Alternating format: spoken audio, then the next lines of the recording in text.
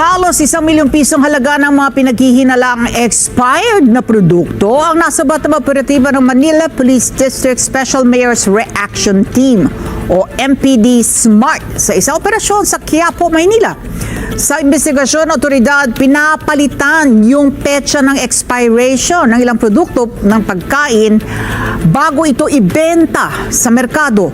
5 kataong naaresto sa operasyon at ngayon sila ay nahaharap sa mga kasong paglabag sa Food Safety Act of 2013 at Consumer Act of the Philippines. Tukoy na rin ang umano yung mga may-ari ng nasabing binentang produkto. Bibigyan kita ng pagkakataon. Maribig Jaime.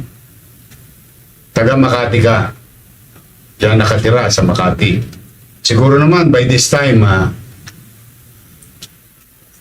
magtataka ka kung bakit alam namin kung nasaan ka. Ako, ang payo ko, sumuko na lang kayo para pininyo yung kaso. Kaysa naman hahanapin po namin kayo,